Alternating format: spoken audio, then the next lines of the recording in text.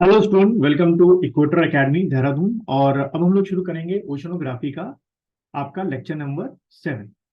तो हम लोग लेक्चर नंबर 6 में ओशन करंट से हमने शुरुआत की थी, और लेक्चर नंबर 6 में बच्चों हम लोगों ने क्या ओशन करंट खत्म कर दिए थे आपके जो एटलांटिक आपके ओशन के जो ओशन करंट थे वो सारे के सारे हम लोगों ने लेक्चर नंबर 6 में कवर अप कर लिए हैं। चलिए लेक्चर नंबर 7 से हम जो ओशन करंट लेंगे अब वो लेंगे किसके? ओशन करंट आपके currents of the Pacific ocean. तो हेडिंग डाल दो, currents of the Pacific ocean. तो जैसे बच्चों हम लोगों ने ओशन लेक्चर नंबर 6 में पढ़े थे, क्या दो तरीके के करंट पढ़े थे, सीधा रटाफिकेशन किया था। एक आपके क्या थे? वार्म करंट थे आपके, ठीक है। और दूसरा क्या था आपका बच्चों? कोल्ड करंट था, ठीक। Cold current. बिल्कुल उसी तरीके से यहाँ पर भी आपको क्या करना है? रटाफिकेशन करना है कि पैसिफिक ओशन के वार्म करंट कौन से हैं और पैसिफिक ओशन के कोल्ड करंट कौन से हैं, ठीक है। तो सबसे पहला जो करंट है, और इसमें साथ में हम लोग मैप भी ले लेंगे, तो मैं यहाँ पर मैप भी रख देता हूँ कि जिससे आप लोग को मैप में भी आसानी हो समझने में। चलिए सबसे पहला करंट जो है लिखिएगा, नाम लिखिएगा क्रूशियो करंट, ठीक है। KURO, क्रूशियो करंट, ठीक है। क्रूशियो करंट नाम लिखेंगे आप लोग। अब ये क्रूशियो करंट क्या है? सबसे पहले ये जो क्रूशियो करंट है बच्चों, ये क्या है? एक वार्म करंट है, ठीक है। तो ये रटाफिकेशन कर लिया कि भाई क्रूशियो करंट जो है वो क्या है? एक वार्म करंट, ठीक है। पहले ये एग्जाम में आपको पूछा जाता है कई बार। तो क्रूशियो करंट जो है वो एक वार्म करंट है। और अगर इसकी हम लोग लोकेशन देखें तो बच्चों देखो हम लोग क्या कर रहे हैं, हम लोग पैसिफिक ओशन कर रहे हैं, ठीक है। तो पैसिफिक ओशन कहाँ पर है बच्चों?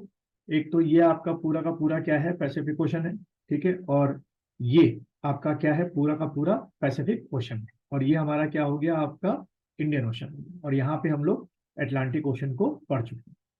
तो जो क्रूशियो करंट मिलेगा आपको, जो कि एक वार्म करंट है, जहां मैं ड्रॉ कर रहा हूं, मैप की तरफ देखेंगे आप लोग, ये जो आपका करंट है इसको हम लोग क्या बोलते हैं? क्रूशियो करंट बोलते हैं, ठीक है। यहाँ की शॉर्ट में क्रूशियो करंट।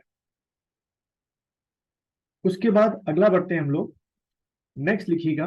अगला जो करंट है, ये पहला करंट हो गया। दूसरा करंट लिखिएगा सुशीमा करंट, स्पेलिंग टी से शुरू होगी, TSUSHIMA,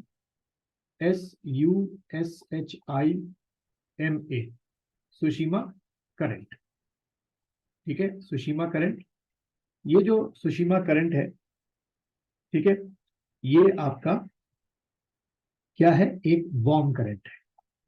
सुशीमा करंट जो है वो आपका एक वार्म करंट है, ठीक है। ये आपको ध्यान में रखना है कि ये एक आपका वार्म करंट है।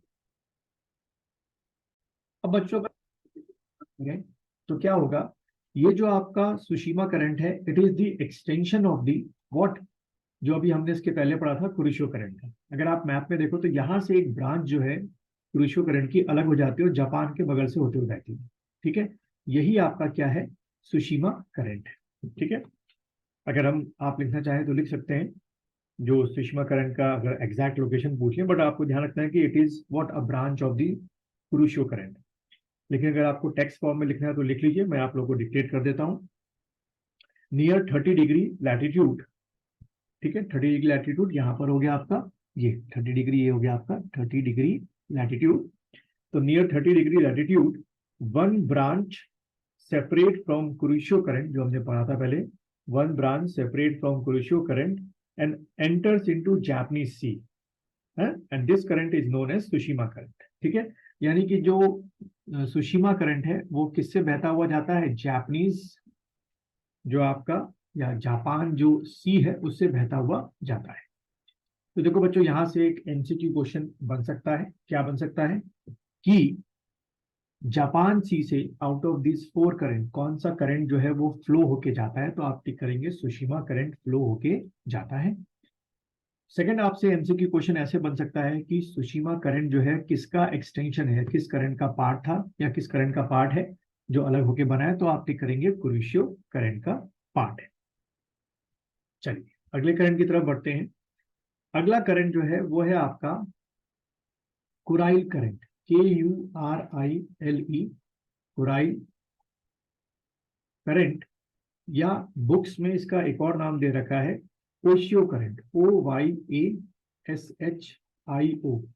ओशियो करंट, ठीक है, ओशियो करंट।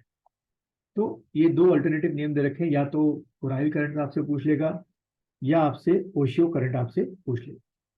अब अगर हम इसका लोकेशन देखें बच्चों तो कहां पर है, मैं आपके पहले तो बता समझ लो ये कौन सा करंट है, ये एक कोल्ड करंट है, ठीक है। कुराइल करंट या ओशियो करंट जो है वो एक कोल्ड करंट है। अब इसका अगर हम लोकेशन देखेंगे तो मैप की तरफ देखेंगे, यहाँ ऊपर से ये करंट आ रहा है, ठीक है, यानी कि इसका जो लोकेशन है वो आपका ये है। तो ऊपर से यानी कि पोल की तरफ से आ रहा है, तो एज है कि क्या होगा बच्चों, ये ठंडा करंट आपका। चलिए अगला करंट देखते हैं। अगला करंट है आपका कैलिफोर्निया करंट, कैलिफोर्निया, ठीक है, कैलिफोर्निया करंट। और कैलिफोर्निया करंट जो है बच्चों वो क्या है, एक आपका कोल्ड करंट है, ठीक है। अगर टिक करने को आएगा कि भाई कैसा करंट है, तो आप टिक करना कोल्ड करंट है। अब अगर इसकी हम लोग लोकेशन को देखें तो मैप की तरफ आएंगे, और यहाँ पर, ठीक है, कुछ इस तरीके से आपको यहाँ पर जो मिलेगा, ये क्या मिलेगा आपको, कैलिफोर्निया करंट, ठीक है।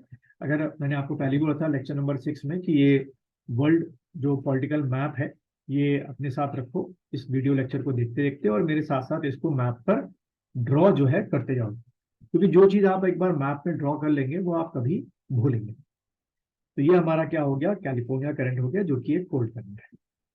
अब आते हैं अगले करंट की तरफ, that is Peru current, Peru, Peru current, ठीक है। पेरू करंट भी बच्चों क्या है, कोल्ड करंट है, ठीक है। पेरू करंट भी क्या हो गया, एक कोल्ड करंट हो गया। और इसकी अगर हम लोकेशन देखें तो इधर मैप की तरफ देखोगे आप लोग, ये नीचे से यहाँ से, ये आपका क्या है बच्चों, पेरू करंट, ठीक है। तो इस तरीके से क्वेश्चन पूछे जाते हैं और आपको ऐसे याद रखने पड़ते हैं लोकेशन वाइज। चलिए अगला बढ़ते हैं।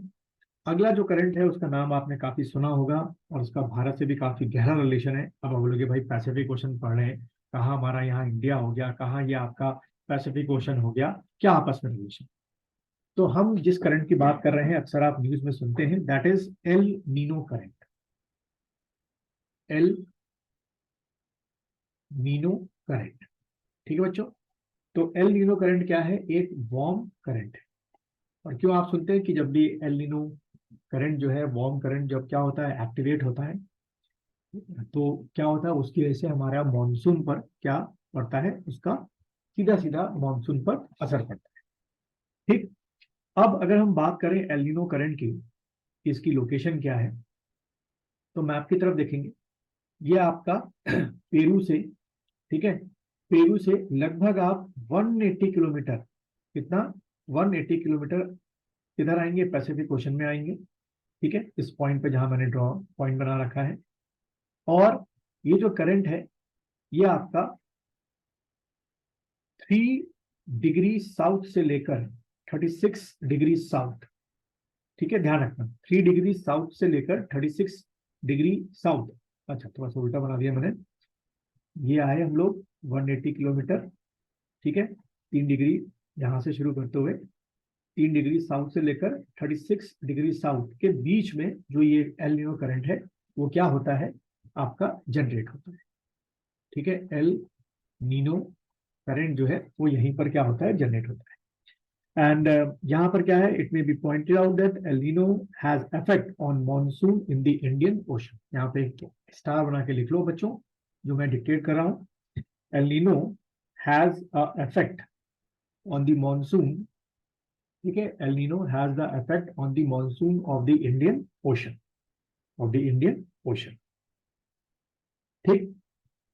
अच्छा ठीक इसके उल्टा ला नीना, ला नीना ये क्या बताया था मैंने बच्चों, वार्म करंट बताया था। ला नीना भी एक्टिवेट होता है, जो कि क्या होता है, एक कोल्ड करंट आपका होता है, ठीक है। ये भी पैसिफिक ओशन में क्या होता है, एक्टिवेट होता है।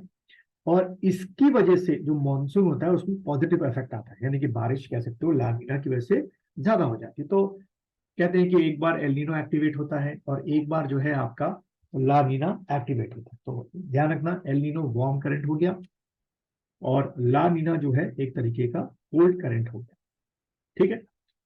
फिर उसके बाद हम लोग क्या बात करें, अगला ईस्टर्न ऑस्ट्रेलियन करंट या east Australian current, east Australian, east Australian current. ठीक है, तो एजुअल है कि यहां पर आपका होता है ईस्ट ऑस्ट्रेलियन करंट। ये क्या है बच्चों, एक आपका वार्म करंट है। ठीक है, ये क्या हो गया, एक वार्म करंट आपका हो गया, east Australian current, east Australian current. ठीक है, तो ये कुछ मेन मेन बच्चों हमारे क्या हो गए, करंट्स हो गए। और एक और करंट लिख लो जो एग्जाम में कई बार आता है, that is west wind drift current. मैं लिख देता हूं, वेस्ट विंड ड्रिफ्ट करंट। ठीक है, ये जो वेस्ट वेस्ट ड्रिफ्ट है यहां पर आपका होता है, ये आपका एक क्या है बच्चों, कोल्ड करंट है। ठीक है, तो आपने सारे करंट्स जो है मेरे साथ साथ लिखे होंगे, और सारे करंट जो है वो आपने इसको ड्रॉ भी कर लिया। चलिए अब आते हैं आखिरी हम लोग, that is what, current of the Indian ocean.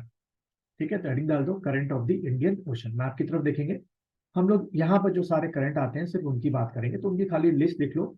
Exact location आपके एग्जाम के लिए इतना इंपॉर्टेंट नहीं है, लिस्ट आपको बस याद रखनी कौन कौन सी।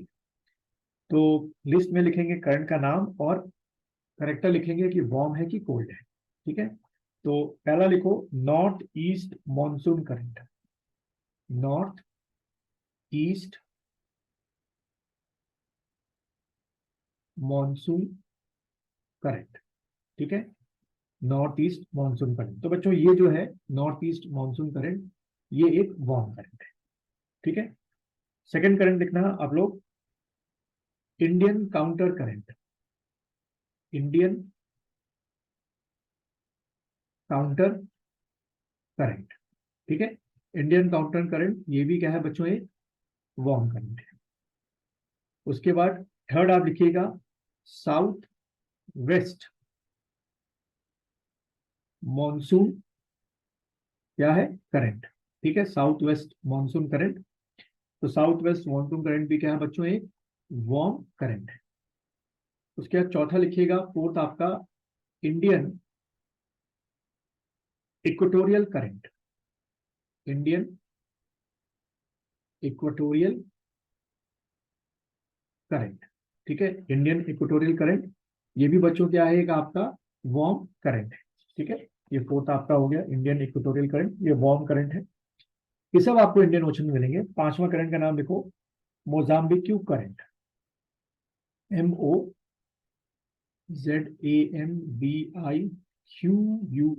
Mozambique current. ये भी आपका बच्चों क्या है, एक आपका वार्म करंट है। और सिक्स्थ करंट आप लिखना वेस्ट विंड ड्रिफ्ट, जो उधर हमने पढ़ा भी था वेस्टर्न वाले में, वेस्ट विंड ड्रिफ्ट, ये आपका एक क्या है, कोल्ड करंट है। तो बच्चों इस तरीके से हमने लेक्चर नंबर 6 और लेक्चर नंबर 7 में अपने अटलांटिक ओशन के करंट कर लिए, वार्म और कोल्ड कौन सा होता है, यहीं से क्वेश्चन ज्यादातर बनते हैं। हमने पैसिफिक ओशन के करंट्स कर लिए, और हमने इंडियन ओशन के जो करंट्स हैं वो यहाँ से बच्चों क्या कर लिए, कवर अप कर लिए।